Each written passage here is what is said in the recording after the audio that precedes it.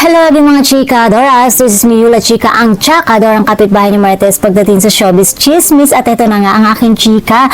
Mag-update muli tayo sa ating paborito si Miss Janine Gutierrez na kung saan nga kung ay saka sa fan ni Miss Janine, isa ito sa pinakahintay mo sa kanyang milestone, ang pagpirma niya ng contract signing sa Star Magic. Yes, naganap na nga ang contract signing at pumirma na siya ng kontrata, kaya certified Star Magic artist na talaga si Miss Janine. At syempre, present doon ang kanyang kapatid si Diego Gutierrez na kung saan nga ay inalalayan siya ng napakagandang kanta. Sa kanyang naging contract signing, present na present din doon, syempre, ang mga bosses ng ABS-CBN, naroon din si Sir Alan Derek Lauren at syempre, ang kanyang mga managers. At bukod pa nga yan, nagbigay din ng pa-tribute video kay Miss Janine Gutierrez na kung saan nga ay binalikan ang kanyang naging journey sa kanyang showbiz bilang kapamilya artist. Nagbigay din ng napakagandang mensahe si Direk May at syempre ang kanyang mga kapatid na sina Max at Jessica. Ayan, syempre, na hindi rin nagpahuli ang kanyang Daddy Monching at Mama Lotlot na kung saan nga ini-reveal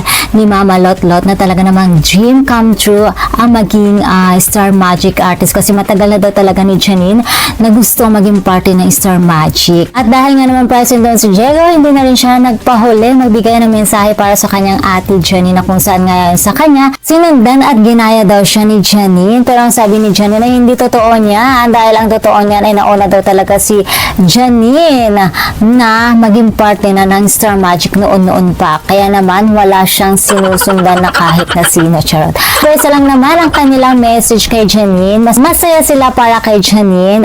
And of course, todo-todo naman ang pasasalamat ni Miss Janine sa mga taong nariyan para maging party siya ng Star Magic, like mga bosses ng ABS-CBN, sa kanyang mga managers. Ayan, todo-todo ang kanyang mga pasasalamat. Samantala, surprise ang dumating naman ang kanyang boyfriend na si Jericho Rosales para suportahan siya. Na-feel nyo ba na na-surprise talaga si Janine? Nagulat siya, diba? Pati nga ako nagulat ng surprise na, oh my God, akala ko wala nang bibigay message kay Janine. And then, biglang dumating nga itong si Echo. Wow, nakakakilig. Kinikilig na naman kami mga Echonin fans niyan. Kaya din ang mensahe si Echo. May pa I love you pa sa huli na feeling ko hindi sinasadyang banggitin yun ni Echo, na parang oh my God, nasa ano pala tayo, naka-live pala tayo, parang ganun sa Echo, na nagulat siya, nakusan niya ng binanggit yun na I love you sa dulo. Ayan, kasi nga sabi niya, di ba, na first time mo makarinig yan, di ba, first time mo bang masabihan ng I love you sa live? Nakakatuwa. Oh my God, kinikilig talaga ako kasi automatic na siya na I love you-han silang everyday, kasi nga automatic nang lumalabas sa bibig ni Echo yun, yung words na yun. So ayun, wala lang, kinikilig lang ako. Sabi pa ni Echo, kung napanood nyo, para siyang nagsiselos pa kasi nga mas bongga daw yung contract signing ni Janine nung siya noon ay wala pang ganinon. Paganon. Hindi bongga, in short, hindi bongga yung contract signing ni Echo. Ayan.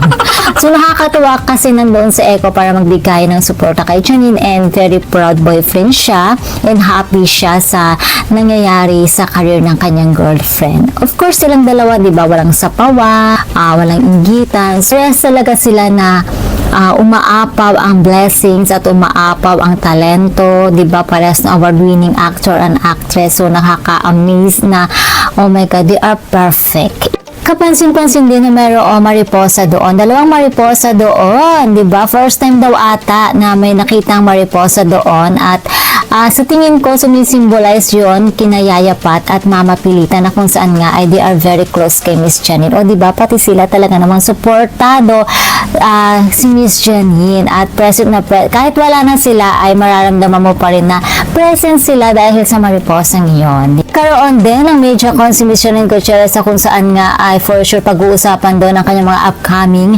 shows, especially the Loyalty Game na malapit natin mapanood sa Prime Video. Kanang mga chikadors, abangan natin yan. Actually, madami talaga tayong dapat abangan kay Miss Janine Gutierrez, kaya naman patuloy pa rin natin siyang suportahan, at sana lamang mga chikadors wag na wag tayong magsasawang suportahan si Miss Janine Gutierrez, at wag na wag tayong bibitaw. And that's all for the mga chikadors. For more showbiz update, please don't forget to like, share, and subscribe my channel. Thank you for watching.